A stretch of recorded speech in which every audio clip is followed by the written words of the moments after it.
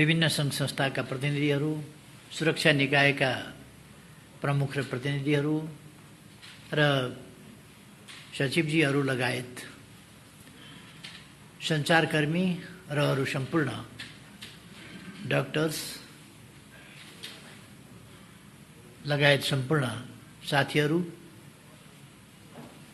दाजुभाइ दिदीबहिनीहरू र देशभरि नै यस कार्यक्रममा सरिक सम्पूर्ण दाजुभाइ दिदीबहिनीहरू,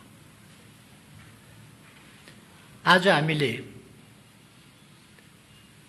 कोभिड-19 विरुद्धको लडाईँलाई एउटा नयाँ चरणमा उठाएका छौँ। आजबाट हामीले छोटो तयारीमै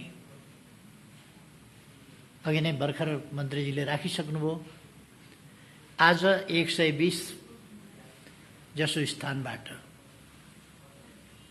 एकैचोटि हामीले खोप देशव्यापी रूपमा प्रारम्भ गरेका छौँ। 75 जिल्लामै 18 गतेसम्ममा 77 जिल्लाकै 300 केन्द्रहरूबाट खोप कार्यक्रम अगाडि बढ्नेछ। यो लगातार अगाडि बढ्दै जानेछ र यो नितान्त पहिलो चरणको कार्यक्रम हो। यस खोपको सुरुवातबाट हामीले कोभिड-19 विरुद्धको हाम्रो लडाईँलाई माथि उठाएका छौँ। यस विरुद्धको हाम्रो लडाईँलाई सार्थक बनाउने खोप मार्फत यसलाई पराजित गर्ने हाम्रो आकांक्षालाई हामीले व्यवहारिक रूपमा मूर्त रूप दिन थालेका छौँ। गएको 1 वर्ष र केही अवधि, खास गरी हाम्रा निम्ति गएको 1 वर्ष अत्यन्तै कठिन अवधि रह्यो। कोभिड-19 नामको भाइरस विश्वव्यापी रूपमा महामारीको रूपमा अत्यन्त तीव्र गतिका साथ फैलियो। यसको कुनै अनुभव यसअघि कसैसँग पनि थिएन। अनुभवहीनताको अवस्थामा अनुमान, आशंका, भय र त्यसको सामना गर्ने दृढता र सङ्कल्पका साथ हामी अगाडि बढ्यौँ। अन्यलहरू पनि रहे, त्यसका बीचबाट हामी अगाडि बढ्यौँ। त्यस स्थितिमा त्यो कति भयावह छ भन्ने कुराको एकिन जानकारी पनि नहुँदा पनि हाम्रा चिकित्सकहरू, नर्सहरू, अन्य स्वास्थ्यकर्मी, सफाई कर्मीहरू, हाम्रा सुरक्षा निकायहरू, नेपाली सेना लगायत एम्बुलेन्स आदिका सञ्चालकहरूको जुन तदारुकता पाइयो अत्यन्तै उच्च प्रशंसा योग्य छ। म धेरै धेरै प्रशंसा गर्न चाहन्छु उहाँहरूको देश सेवाप्रतिको, जनताको सेवाप्रतिको समर्पण भाव र त्यागको भाव। लक्ष्मीप्रसाद देवकोटाले भने जस्तो आफू मिटाई अरूलाई दिनु जहाँ छ भने जस्तै आफू खतरा मोल्न तयार भएर पनि देश र जनताको सेवामा समर्पित भएर लाग्न नहिचकिचाउने, त्यस कुरालाई म उच्च सम्मान गर्न चाहन्छु। धेरैको योगदान रह्यो। कति हाम्रा कामहरू त्यति परिपक्व भएनन् पनि होला, तर जुन मात्रामा स्थानीय तहहरूले र स्थानीय तहका जनप्रतिनिधिहरूले स्थानीय तह र त्यहाँका जनप्रतिनिधिको आवश्यकता र औचित्यलाई पुष्टि गर्ने गरी जसरी उहाँले क्वारेन्टाइन स्थलहरूको, आइसोलेसन स्थलहरूको निर्माण गर्ने कामहरू जनतालाई सचेत सङ्गठित गर्ने कामहरू र यस विरुद्धको लडाईँको एउटा महाअभियान सञ्चालन गर्न जसरी काम गर्नुभयो त्यसका निम्ति वास्तवमा उहाँहरूको जति प्रशंसा गरे पनि कम हुन्छ। म स्थानीय तहका तमाम जनप्रतिनिधिहरूलाई त्यो अनुभवहीनताको स्थितिमा नेपाली जनताले आम रूपमा डाक्टर पेसाका मान्छेहरूले अथवा इमिग्रेसन जस्तामा काम गर्ने, भन्सार जस्ता ठाउँहरूमा काम गर्ने मानिसहरूले अलिअलि सुनेको शब्द हो क्वारेन्टिन। यो आम जनताको बीचको शब्द होइन। क्वारेन्टिन, आइसोलेसन यस्ता शब्दहरू नेपाली जनताको जिब्रो जिब्रोमा पुग्यो र नेपाली जनताको व्यवहारको एउटा पक्ष, दैनिकीको एउटा पक्ष हुन पुग्यो।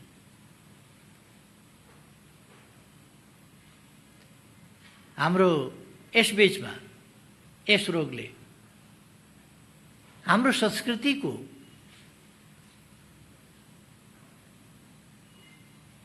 एक ढङ्गले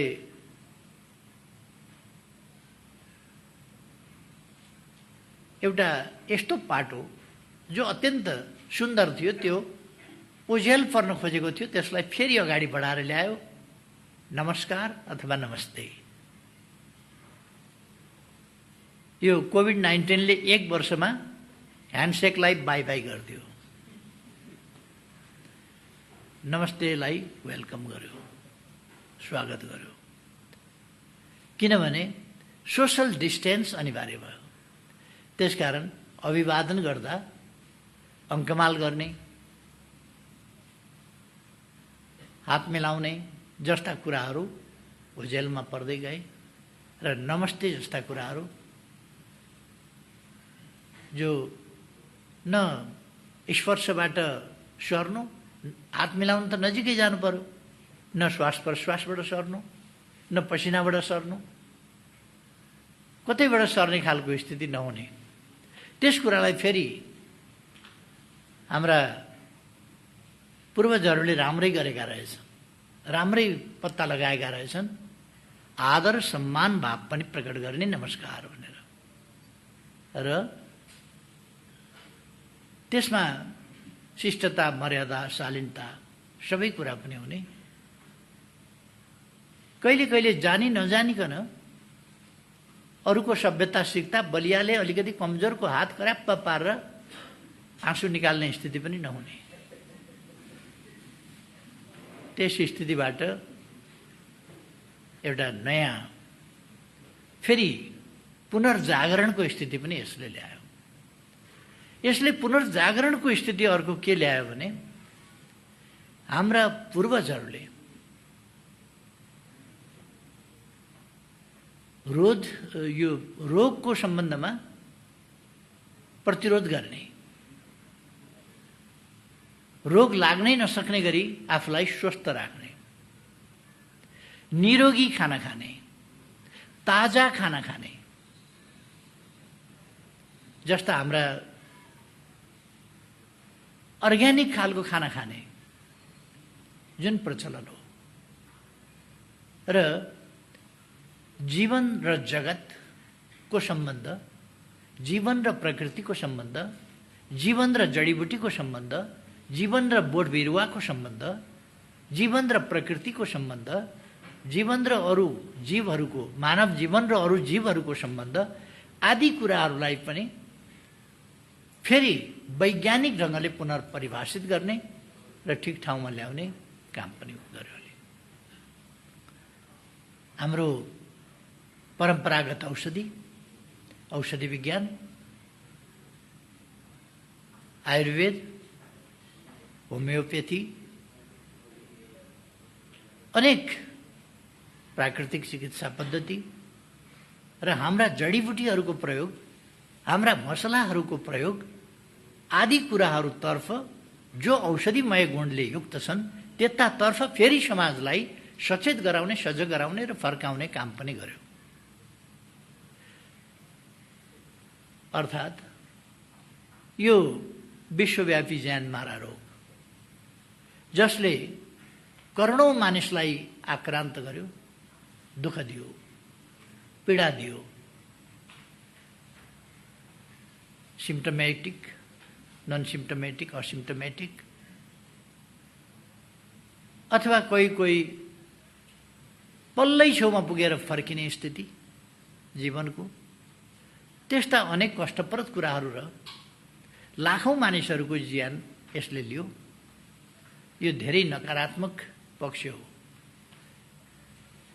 सँगसँगै यसले हामीलाई केही शिक्षाहरू पनि दिएको छ, जुन शिक्षाहरू अमूल्य छन्। ती शिक्षाहरूलाई हामीले लिएर आगामी दिनमा यस्ता रोगहरू देखा परे भने, व्याधिहरू देखा परे भने, महामारीहरू देखा परे भने त्यसको सामना कसरी गर्ने भन्ने कुरालाई ध्यान दिन जरुरी छ। नेपाल सरकारले सुरुदेखि नै जनताको जीवन पहिलो कुरा हो।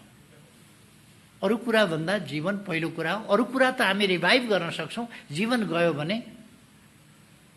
फेरि पुनः प्राप्ति गर्न सकिँदैन। अलिकति अर्थतन्त्रमा धक्का लाग्दा फेरि अर्थतन्त्रलाई पुनर्जीवित गराउन सकिन्छ। खाली अहिले मानिस रोगबाट बच्नुपर्छ, भोकबाट बच्नुपर्छ। रोगबाट पनि मर्न दिनु हुँदैन, भोकबाट पनि मर्न दिनु हुँदैन। रोग र भोकबाट अहिले बचाइयो भने जीवित मान्छे जस्तो कर्मशील त अरू केही हुँदै हुँदैन, त्यति सृजनशील कोही हुँदै हुँदैन। त्यसले फेरि पुनरुत्थान गरिहाल्छ। त्यसर्थ हामीले पहिलो कुरा जनताको जीवन बचाउने कुरामा प्राथमिकता दिनुपर्छ भनेर हामीले जीवन पहिलो अगाडि सार्यौं।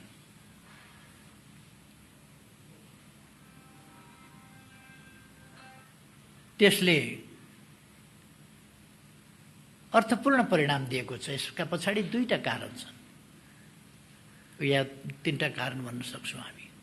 एउटा, मैले सुरुदेखि भने हाम्रो समाज, हाम्रा आनीबानी, हाम्रा भोजन, हाम्रा परिकार जस्ता कुराहरूले हाम्रो इम्युन सिस्टम, हाम्रो रोगसँग लड्ने प्रतिरोधी क्षमता उच्च छ। त्यसकारण मानवीय क्षति हाम्रोमा कम हुन्छ अरूभन्दा।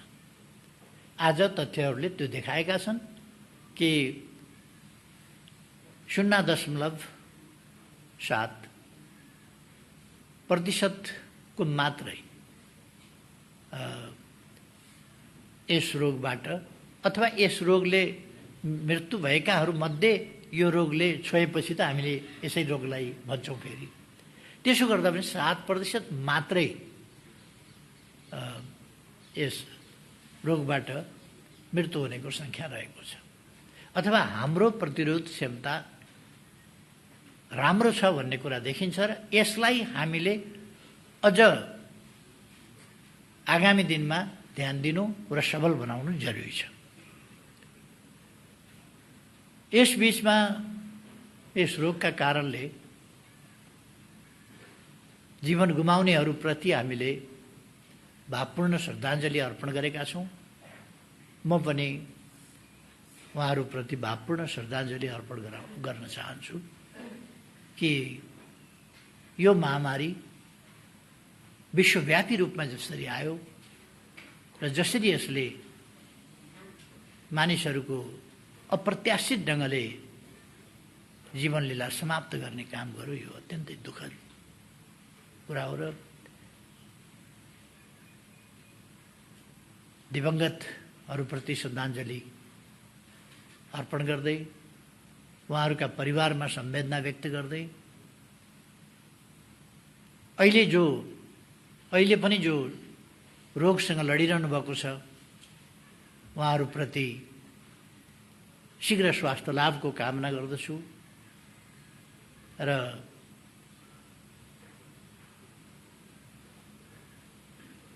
जो यस रोगसँग लडेर पुनः स्वस्थ हुनुभएको छ, उहाँहरूलाई बधाई भन्न चाहन्छु। उहाँहरूले रोगलाई जित्नु भएको छ, यो सानो कुरा होइन।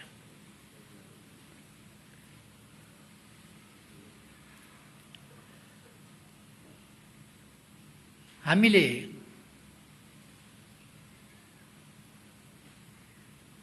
छिटै नै यस खोपको सुरुवात गर्ने मौका पायौँ।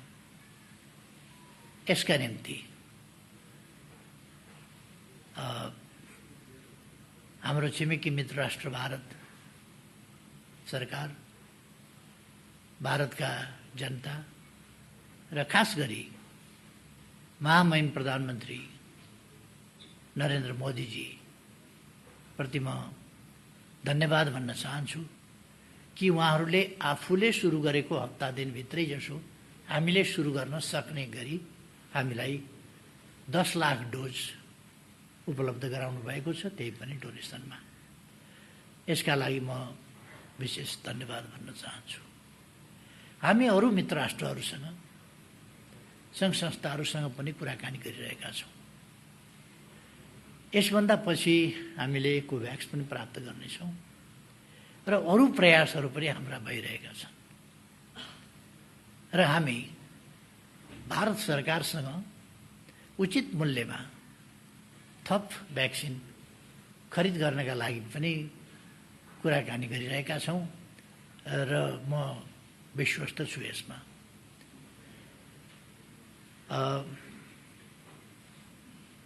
म तथ्याङ्क र आँकडाहरूमा त्यति जान चाहन्न, किनभने स्वास्थ्य मन्त्रीजीले सघाभई कस्तो कस्तो स्थिति रह्यो त भन्ने कुरा राखिसक्नु भएको छ। 98% भन्दा बढी मानिसहरू स्वस्थ भएर यस रोगबाट मुक्त हुनुभएको छ र स्वस्थ हुनुभएको छ र हामीले पनि लाखौँको सङ्ख्यामा सफर गर्नु पर्यो नेपालीहरूले। तर त्यसो भए पनि हामीले क्षति दुनियाँको तुलनामा, धेरै देशको तुलनामा हामी कहाँ क्षति कम भयो। हामी कस्तो अवस्थामा थियौँ? पहिले जब सङ्क्रमण देखा पर्यो, पहिले देखा पर्दा एउटा पनि परीक्षण गर्ने अवस्था हामीसँग थिएन। एउटा पनि परीक्षणको अवस्था थिएन हामीसँग भने अहिले 82 स्थानबाट हामी एकैसाथ परीक्षण गरिरहेका छौँ र हामीसँग 25,000 भन्दा बढी एक दिनमै परीक्षण गर्ने त्यो अवस्था रहेको छ। र स्वास्थ्य क्षेत्रमा हामीले काफी ध्यान दिएका छौँ। अब कोभिड-19 सम्बन्धी कोभिड हस्पिटल जस्ता कुराहरू हामी जुन भ्याक्सिन नआउँदाखेरि जुन बढी कोभिड हस्पिटल भनेर हामी जति ध्यान दिन खोजिरहेका थियौँ अथवा कोभिड हस्पिटल निर्माण गर्नुपर्छ भनिरहेका थियौँ, अब त्यस क्रमलाई हामीले अलिकति रोक्नु पर्दछ। किनभने अब कोभिड-19 त्यसै गरी फैलिरहन सक्दैन, किनभने अब खोपतर्फ हामी प्रवेश गरेका छौँ, हामी एक्सपिरियन्स पनि भएका छौँ। हामी मास्कको प्रयोग गर्ने कुरा, सामाजिक दूरी कायम गर्ने कुरा, सरसफाइ जस्ता कुरा र खानपिन जस्ता कुरा, यी सबै कुराहरूमा हाम्रो जानकारी पनि हामीलाई प्राप्त भएको छ र हामी त्यसमा सजग पनि भएका छौँ।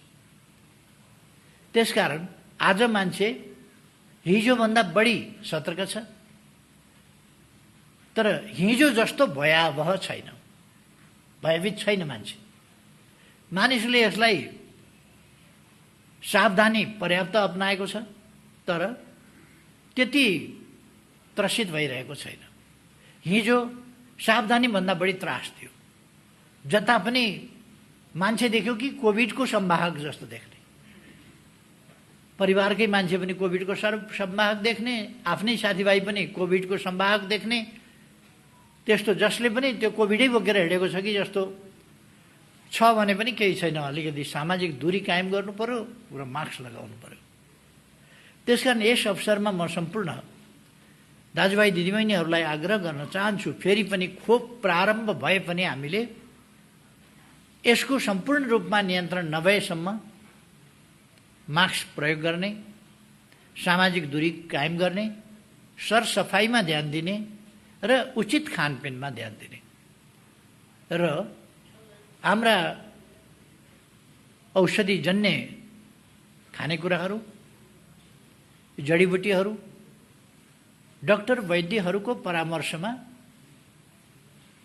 प्रयोग गर्ने र हाम्रो भान्सामै जसरी हामीले प्रयोग गर्ने गरेका छौँ हाम्रा खानेकुराहरू, ती कुराहरू वास्तवमा धेरै महत्त्वपूर्ण छन् भन्ने कुरा पनि पुष्टि भएको छ र यसलाई हामीले यथोचित ढङ्गले प्रयोग गर्ने तरिका, विधि, त्यो हाम्रो प्रयोगको विधिमै यथोचित ढङ्गले प्रयोग गर्ने तरिका स्थापित नै छ। त्यसकारण त्यसलाई हामीले त्यसै गरी लान जरुरी छ। म सम्माननीय राष्ट्रपतिज्यूलाई हार्दिक धन्यवाद भन्न चाहन्छु, उहाँप्रति आभार व्यक्त गर्न चाहन्छु। उहाँले आजबाट सुरु भएको यस कोभिड-19 विरुद्धको खोप अभियानको सफलताका निम्ति शुभकामना सन्देश पठाउनु भएको छ र त्यस सन्देशलाई हामी एउटा मार्गदर्शनको रूपमा लिएर त्यसलाई हामी कार्यान्वयन गर्ने बाटोमा जाँदैछौँ। मैले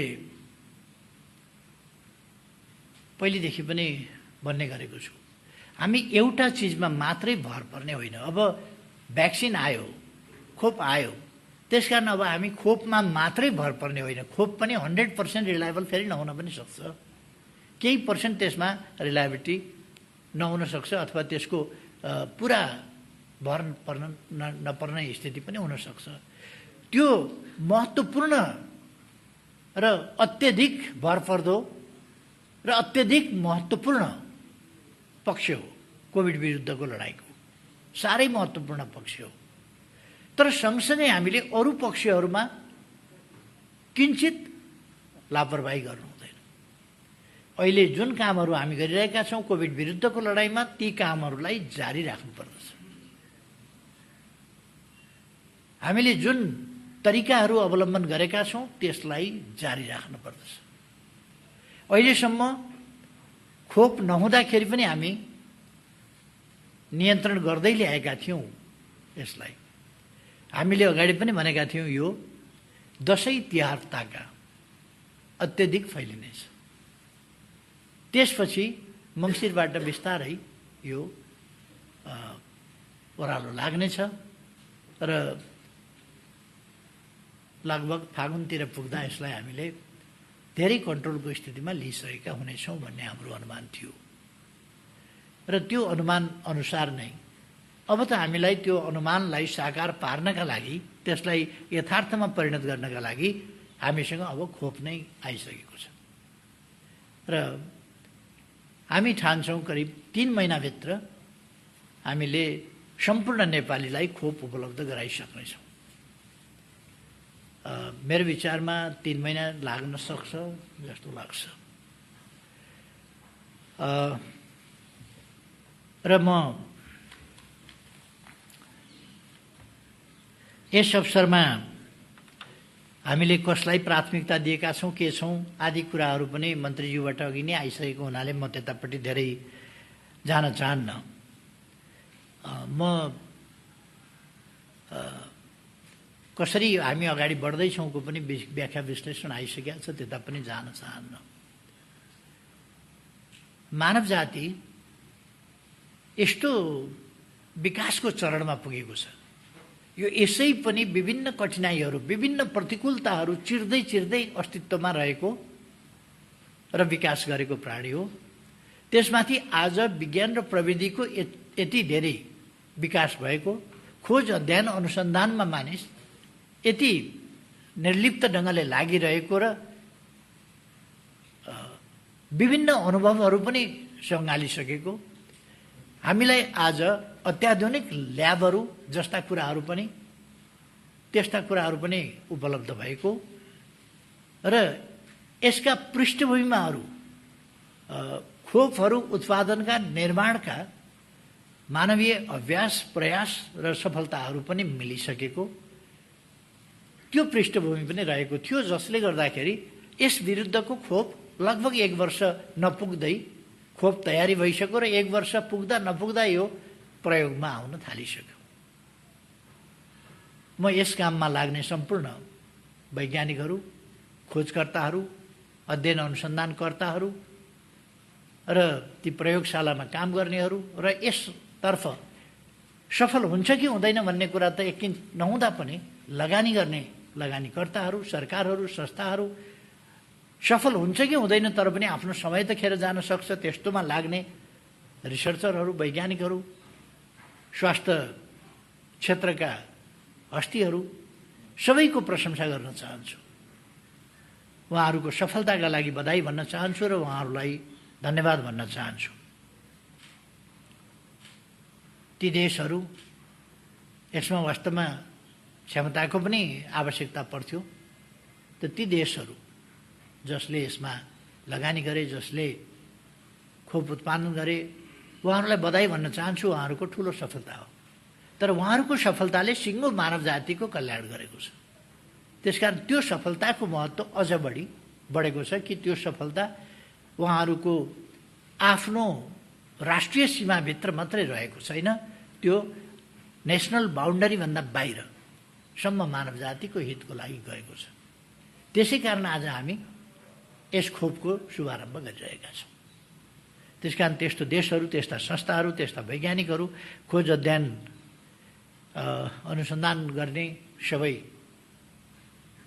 म धन्यवाद भन्न चाहन्छु।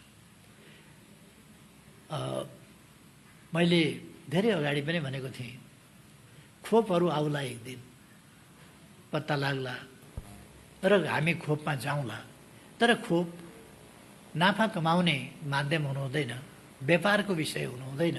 यो मानव जातिको साझा उपलब्धि, साझा सफलता हुनुपर्दछ र यो सबैको पहुँचभित्र हुनुपर्दछ। गरिब राष्ट्र वा गरिब मानिस कसैले पनि यस खोपबाट वञ्चित हुने स्थिति हुनु हुँदैन, किनभने यो विश्वव्यापी महामारी हो र यसका विरुद्धका हाम्रा उपलब्धिहरू पनि विश्वव्यापी हुनुपर्दछ। विश्व मानव जाति, विश्व मानव सभ्यता, मानव अस्तित्व र विश्व अर्थतन्त्रका विरुद्धको चुनौती खडा गर्ने यो खोप, अघि सम्माननीय राष्ट्रपतिज्यूले आफ्नो सन्देशमा व्यक्त गर्नुभए जस्तै, यो सिङ्गो मानव जाति विरुद्धको कोभिड-19,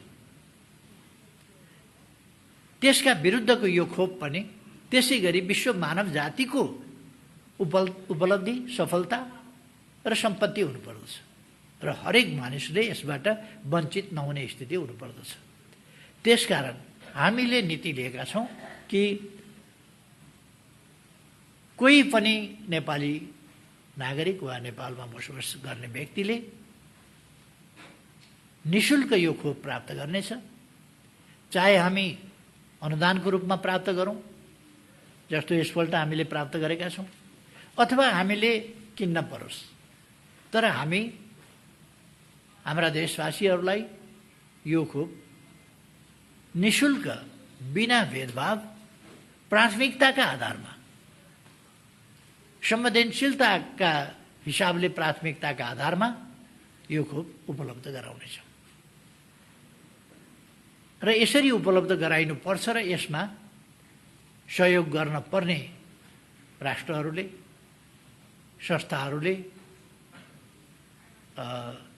सहयोग पुर्याउनु पर्छ मानव जातिको हितको लागि।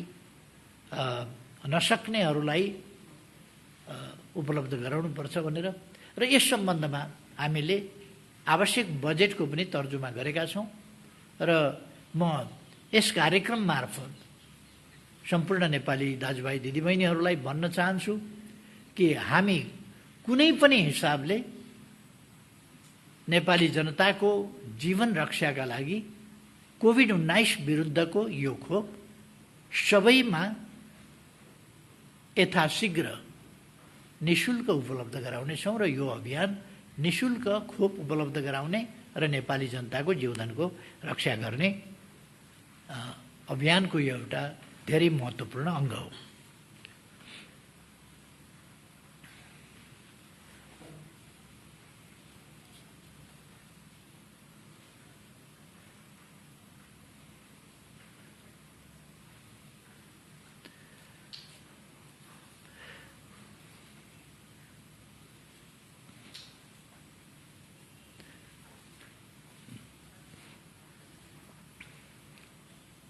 म आज यस खोप अभियानमा